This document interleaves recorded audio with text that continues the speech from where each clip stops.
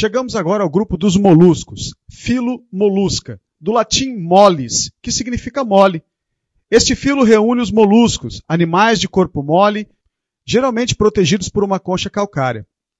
Este grupo é representado pela lula, pela ostra, pelos caramujos, pela lesma, pelo polvo, entre muitos outros. São pelo menos 150 mil representantes dentro deste grupo. É o segundo maior filo em número de espécies viventes conhecidas. O maior filo é o artrópoda.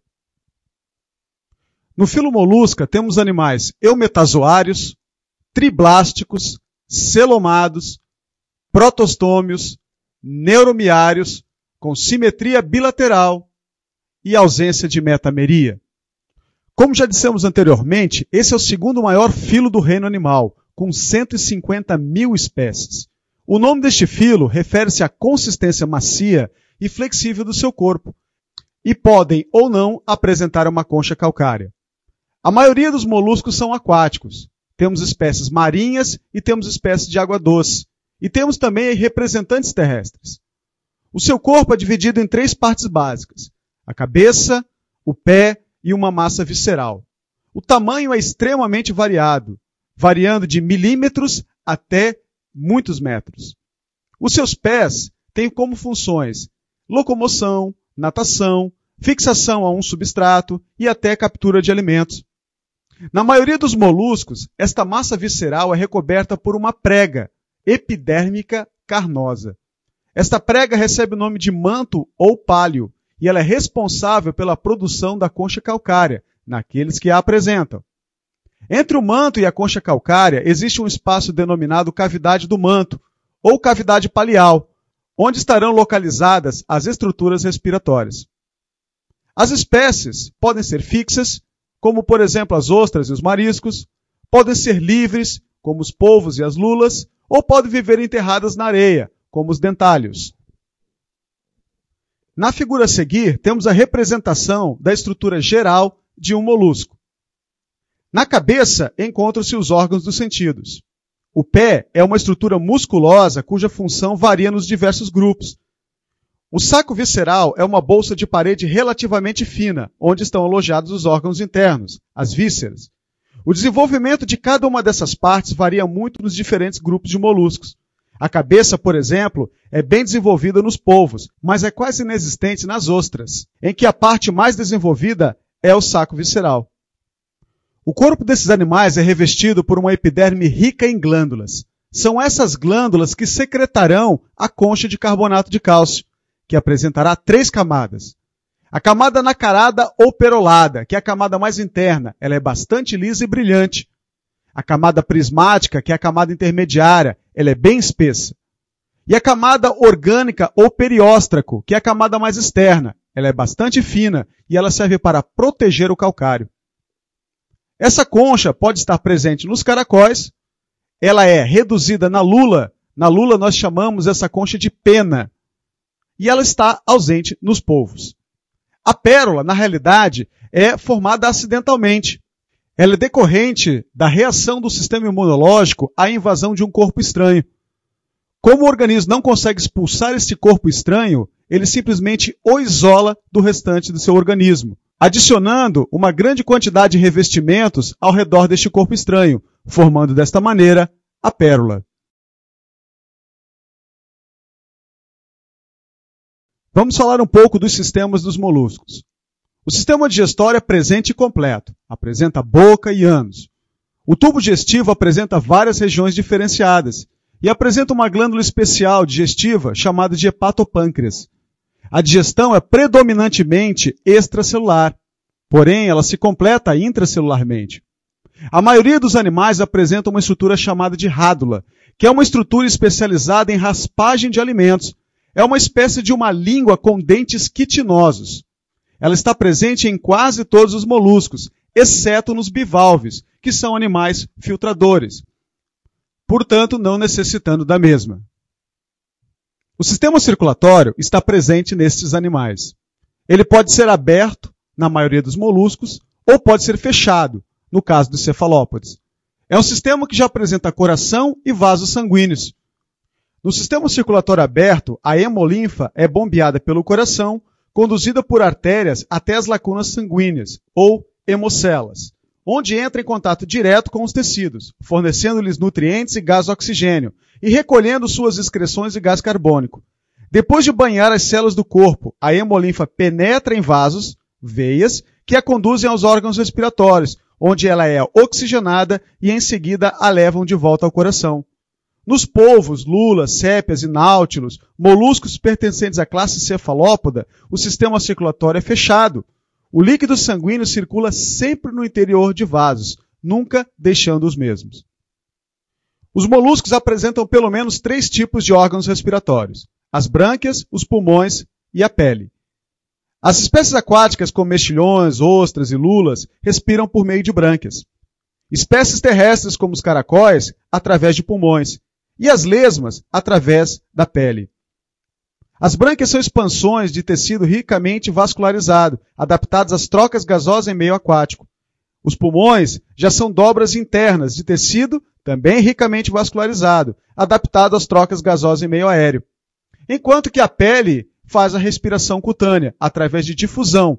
Porém, agora os animais são vascularizados, portanto, a respiração é cutânea e indireta. O sistema excretor dos moluscos é composto por um par de metanefrídeos, que removem os produtos de excreção, tanto da hemolinfa da cavidade, que envolve o coração, como dos vasos que circulam em suas proximidades. Essas excreções serão eliminadas do corpo através de um poro excretor localizado sobre o manto.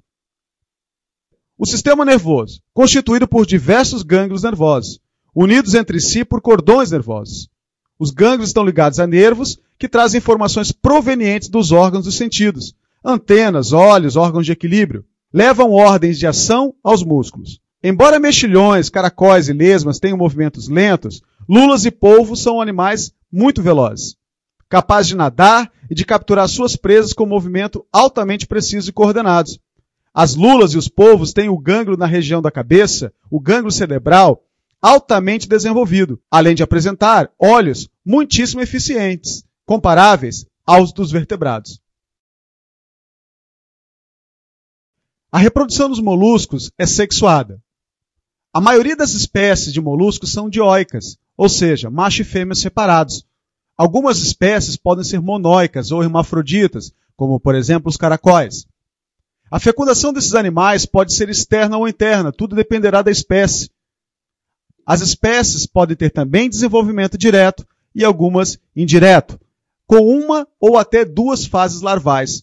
As larvas desses animais são chamadas de trocófora e véliger. A classificação dos moluscos está baseada nos seguintes critérios: presença ou ausência de concha e o tipo de organização corporal. De acordo então com esses critérios, temos os grupos monoplacóforos, anfineuros ou poliplacóforos, escafópodos, bivalves ou pelecípodas, gastrópodos e cefalópodos. Vamos falar um pouquinho de cada um. Os monoplacóforos apresentam uma concha única, em forma de capuz, que recobrirá totalmente a massa visceral e o pé. Eles vivem exclusivamente no mar, presos a um substrato e alimentando-se por filtragem da água. Eles vivem entre 2.000 e 7.000 metros de profundidade. Temos aí como exemplo a neopilina. Os animais pertencentes ao grupo dos anfineuros ou poliplacóforos apresentam conchas formadas por 8 placas articuladas, com um cinturão carnoso ao seu redor. Eles vivem exclusivamente no mar, sobre rochas, raspando-as para obter as algas de que se alimentam. Portanto, esses animais são portadores daquela estrutura que falamos lá atrás, a rádula. Como exemplo, temos o quíton. Os animais pertencentes ao grupo dos escafópodos apresentam concha única de forma cônica. Ela é aberta nas 2 extremidades. Esses animais apresentam um pé afilado, especializado em cavar. Eles vivem exclusivamente no mar, enterrados na areia ou no lodo. Apresentam tentáculos muito finos e delicados, com os quais irão capturar os seus alimentos. Como exemplo, temos o dentário. Esses 3 grupos que vimos até agora não são tão expressivos, ao contrário dos próximos 3. Os bivalves, ou pelecípodas, são moluscos aquáticos que se caracterizam por apresentar uma concha formada por duas partes, as válvulas, articuladas por uma espécie de dobradiça. Seus representantes mais conhecidos são as ostras, os mariscos e as vieiras. A maioria dos bivalves vive no mar, mas existem alguns representantes de água doce. Esses moluscos não têm cabeça e o seu pé é bem desenvolvido. Esses moluscos podem estender o pé para fora da concha e utilizá-lo para cavar ou para fixar-se a objetos submersos. Alguns bivalves podem nadar impulsionados por jatos de água, que produzem ao abrir e fechar rapidamente a concha. Os bivalves alimentam-se em geral de partículas de suspensão, que filtram da água que circula pelo interior de sua concha. Além de trazer alimento, a circulação de água garante a oxigenação das brânquias, que são seus órgãos respiratórios. Algumas espécies de bivalve podem formar pérolas a partir de objetos estranhos, grãos de areia, por exemplo, que se alojam entre a concha e o manto. A partícula estranha, como já dissemos antes, vai sendo recoberta por inúmeras camadas de material que reveste a concha por dentro, o nácar, originando assim a pérola. Este grupo não apresenta rádula e tem uma importância econômica muito grande, tanto na alimentação quanto na produção de pérolas.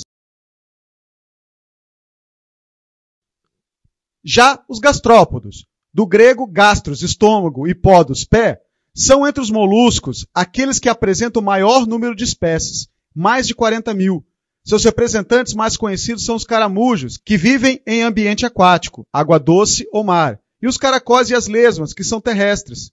Durante seu desenvolvimento embrionário, esses animais sofrem uma grande torção corporal, de maneira que a cavidade do manto e o ânus acabam ficando sobre a própria cabeça, nos animais adultos. Eles apresentam uma concha univalve espiralada. O pé é bastante desenvolvido e permite deslizar sobre as superfícies. Eles raspam o alimento da superfície onde vivem, através da sua rádula. Muitos representantes dos gastrópodes têm cabeça bem desenvolvida, com tentáculos e olhos. As espécies aquáticas respiram através de brânquias, enquanto as que vivem na terra respiram por pulmões. Algumas espécies de gastrópodes são predadores de outros moluscos e de peixes, enquanto que algumas apenas raspam as algas fixadas em rochas ou plantas de que se alimentam.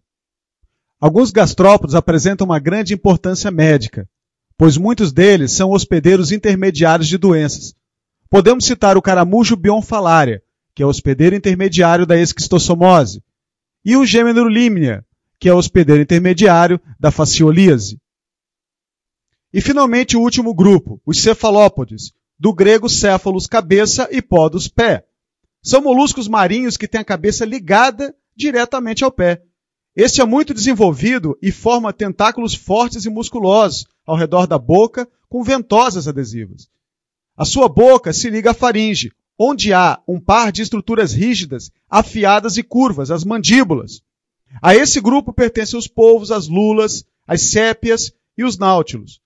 Os náutilos apresentam uma concha espiralada dividida em várias câmaras cheias de ar. O animal ocupa a câmara mais externa. Nas lulas e sépias, a concha, pequena e flexível, situa-se internamente ao manto.